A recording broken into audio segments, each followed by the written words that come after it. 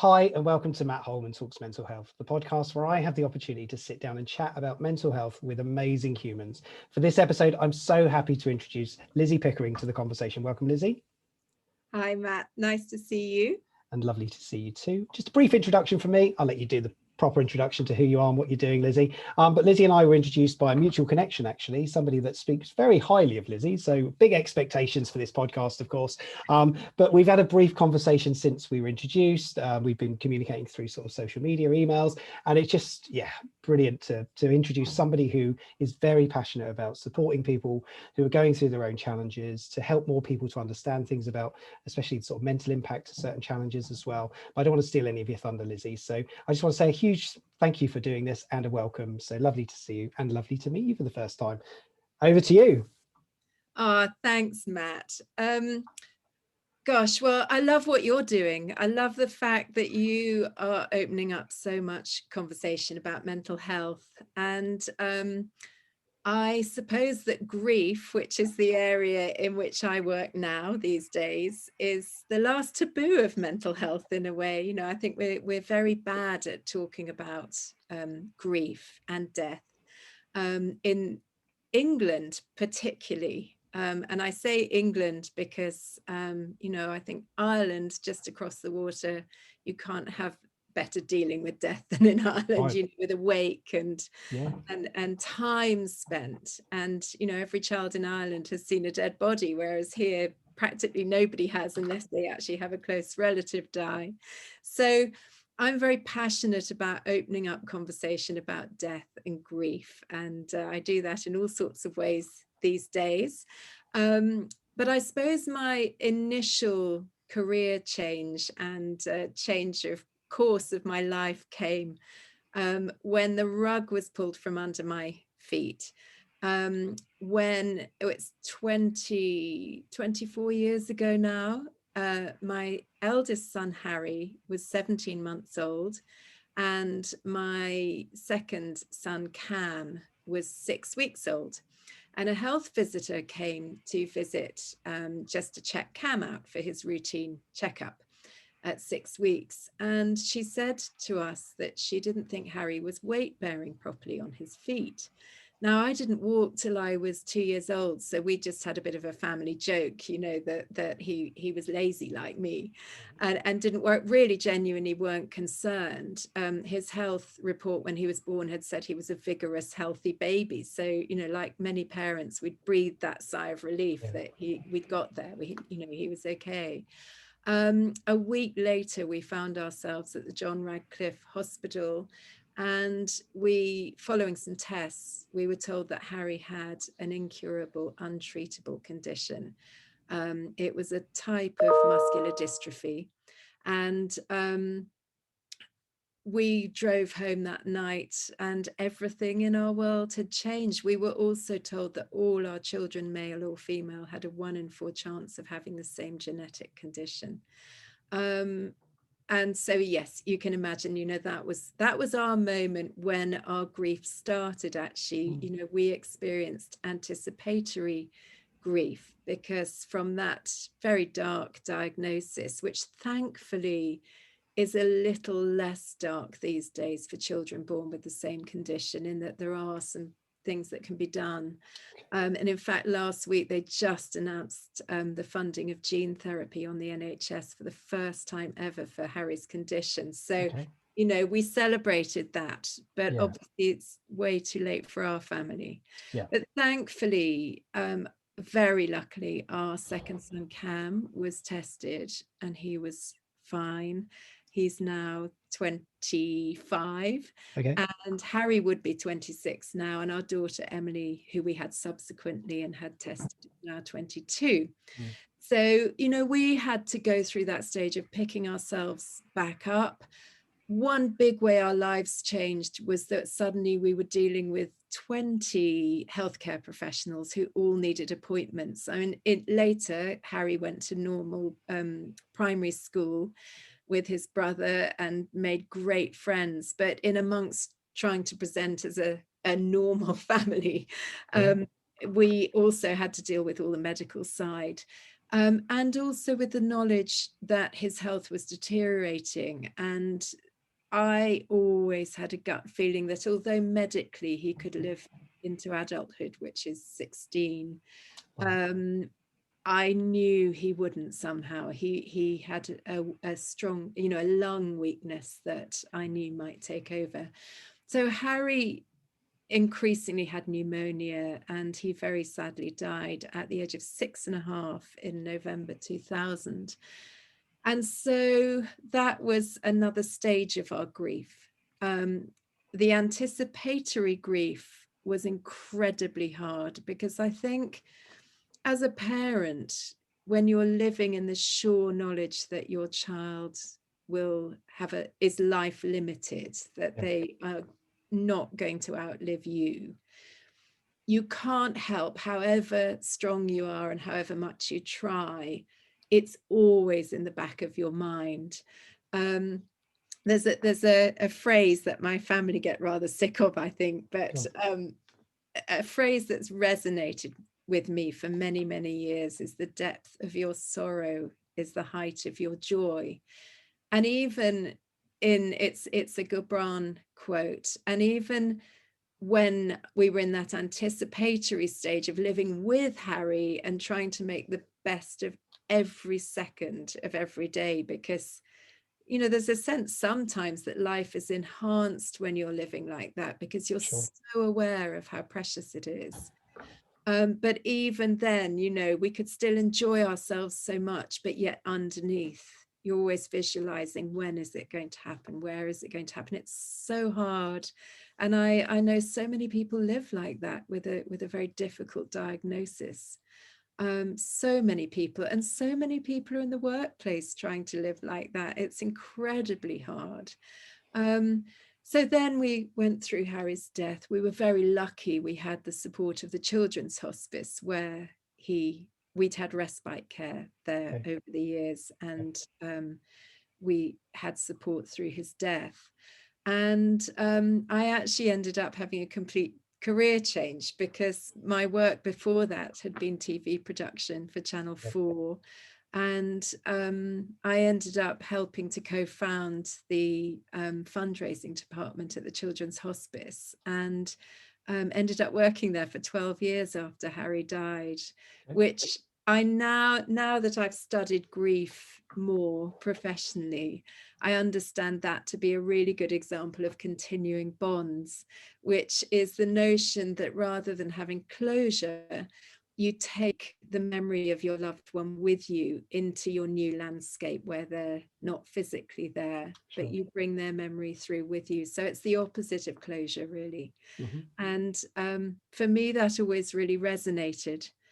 So through that work at the hospice, I met many, many, many wonderful people and was able to walk beside them. I also worked closely with the bereavement team at Helen House, who supported me. So I both experienced their support as a parent, but also helped them set up peer-to-peer support for other parents. And it was such a privilege working there over those years. And I suppose I was lucky, because in a way my grief was normalized by being in a community with other people who were experiencing the same thing.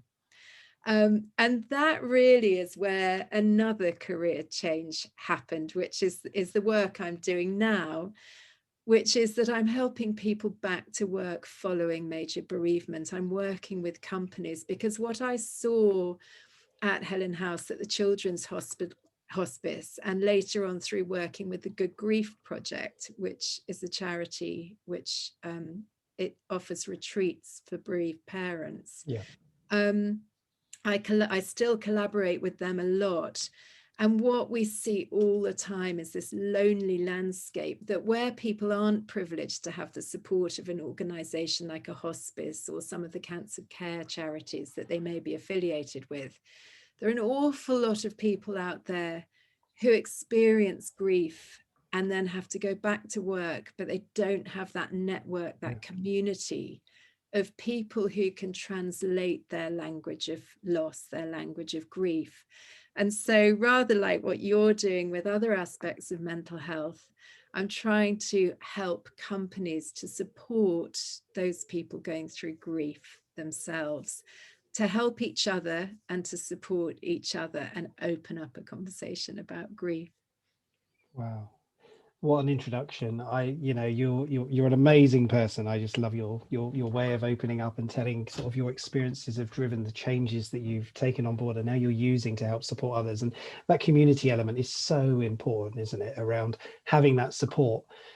So when you were going through, and I'm going to go into some of the questions around that, and I hope it's okay, and please answer what you feel comfortable to, of course, and we'll see where we go with this chat. But so when you were going through, obviously, your loss when your son, sadly passed away, how did you find that? What were the sort of the biggest or hardest challenges that were coming about? Because it's hard, isn't it? And I can think from a personal experience of a friend of ours who lost a son at a very similar sort of age, and you don't know what to say. You don't know what to do, and I can't even think of what to answer that with myself. So what did you find?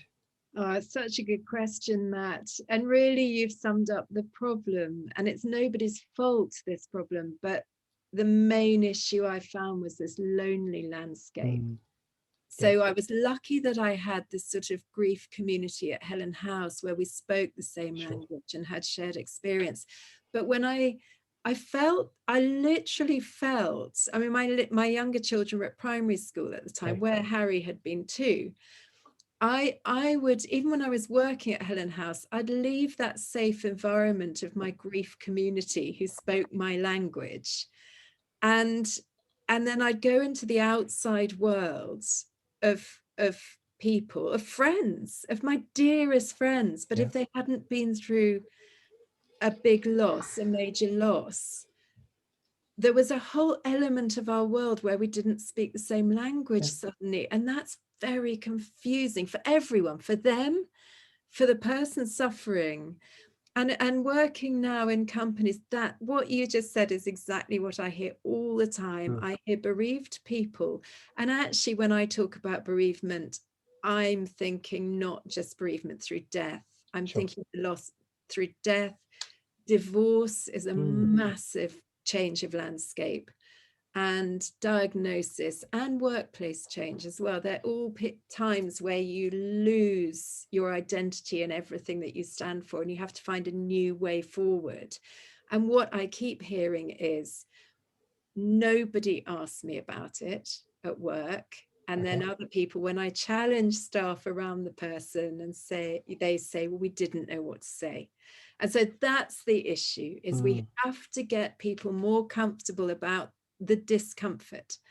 It is uncomfortable having these conversations, because going back to Ireland, everybody in Ireland has seen a dead body, because they have a wake and the body is laid out sometimes in the kitchen or the sitting room or wherever.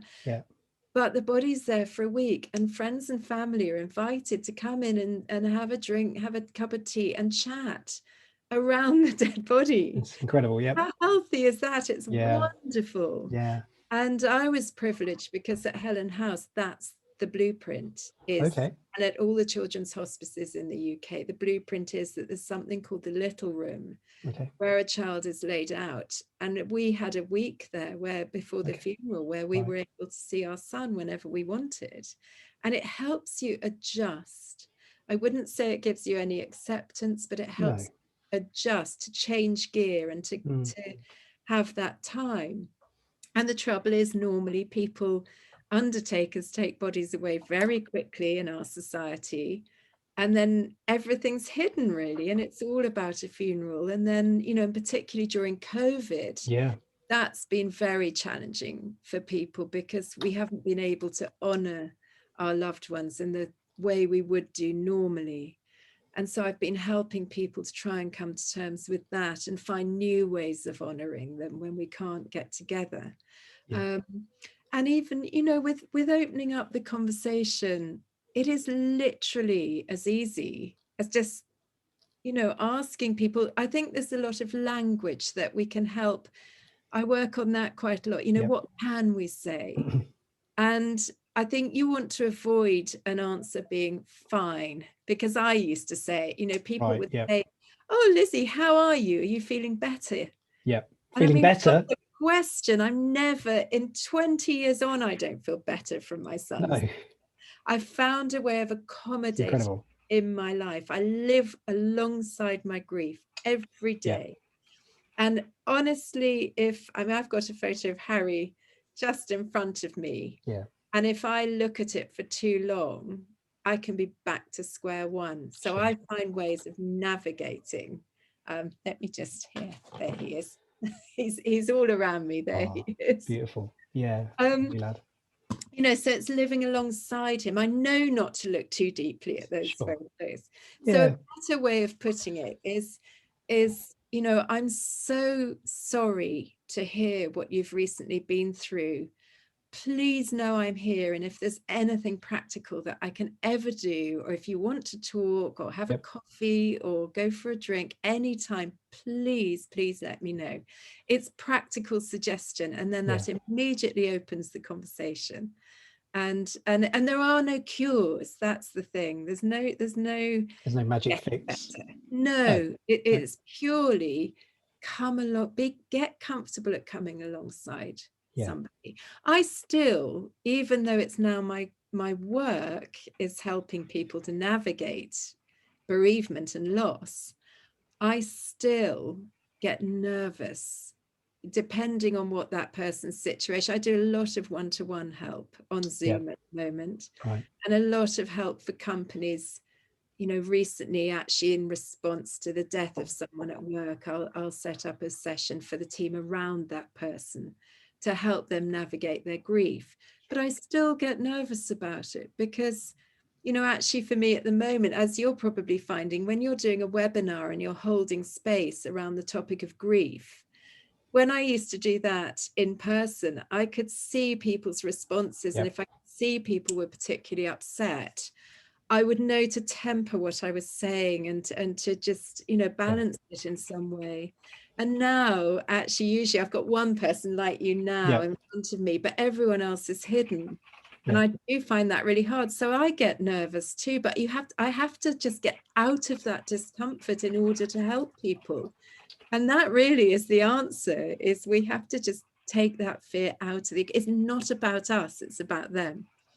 It's fascinating, isn't it? That fear, that anxiety, or that nervousness is so, but it makes you real, doesn't it? It makes you human. Because if I'm just telling a very monotone version of a story, I become quite cold when I was telling a story, you know, about a situation we were going through with people, and people would look at me like, do you not have any feelings? Do you not have any?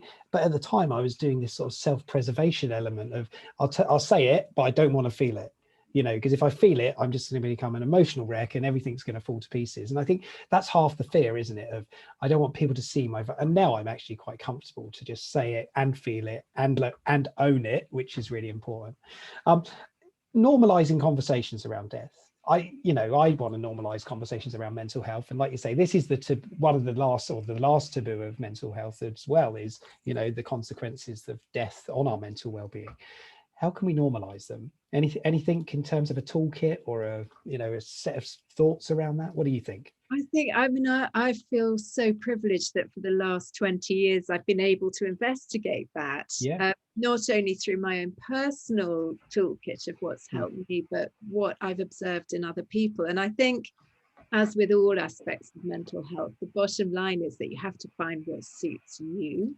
And sometimes I can help people to do that in exploring, you know, how they're feeling and where they're going with their grief. I think, firstly, there's a really difficult thing that we're taught, which is that time heals. And I haven't found that time does heal. In fact, you know, some grief's very messy, it's non-linear, and you can feel okay for a while and then it can hit you again. And I think of it in terms of waves, really, you know, that the waves are quite extreme and strong at the beginning of grief. And then hopefully the gaps just get a little bit further apart and a bit more gentle. But it's finding what suits you. So for me, I have tried everything relentlessly. I've had bereavement support, Yep. conversation support from the Children's Hospice. I had that for 2 years. And that's what I've based my work on now, because I'm not a therapist, Right. but a lot of people are a bit averse to therapy. I have had wonderful therapy too, and I really value it. But I think hopefully what people like me can do is give grief guidance, and then maybe signpost to therapy once people are a bit more comfortable about talking about it. So maybe we're the bridge between therapy and what they're experiencing. So I've found therapy helpful. I've found guidance helpful. I've found coaching helpful, to give me redirection through, following my experience. I've found meditation and yoga incredibly helpful, because I think there's a great irony that when someone we love dies, or when we experience a trauma of any sort, we tend to stop breathing, we start holding our breath. Yeah. And of course, that physically prevents your vital organs functioning properly, because they're not getting enough oxygen. Yeah. So what a great irony, but yet we have to do something about that. So one of the first things in a toolkit, I think, is finding out what can help you breathe better when you've been through a trauma. And that could be meditation, yoga, or for some people, sport, running, getting outside, breathing properly. So there are some very practical things like that, that I've just developed over the years for me, and now signpost other people. I found reading incredibly helpful. I found even when Harry was diagnosed, I've always loved books, but I wanted to know, how did people survive their grief? What had helped other people? And so I started reading avidly about people's, stories. And I still do to this day. I have a huge pile of books on my desk, and I help. I think I provide almost a library of people, to people signposting to particular grief books that might help, might resonate with their own experience, whatever that loss is. So I'm still reading and reading. And of course, podcasts are wonderful. There's some great podcasts out there, and I'm always researching those and signposting people to particular ones. And film, I think when we were talking earlier, we touched on comedy, didn't we? We and did, and actually, Carrie Ad Lloyd's Griefcast podcast was one of the first podcasts to win an award. And I thought, how interesting that year, when podcasts were really only coming to the fore, that it was a grief podcast that won best podcast. And that was based on interviewing comedians. And I think sometimes laughter really is the best medicine. And it's sharing stories, but being given permission to also laugh. I find it is confusing when you're bereaved, that you still want to laugh and that you can enjoy life. And in some ways, I discovered that life was enhanced through Harry's life, but also beyond it, because life becomes so precious when you've been through death. And when I'm working with companies, I constantly say to them, don't run away from your bereaved staff through fear, because actually you're going to learn so much from them, because they've witnessed something so strong and something so devastating, but yet given the right support, they will find a way through. And the courage you will witness by being alongside them will strengthen you. You'll learn so many life lessons. So why do we walk away?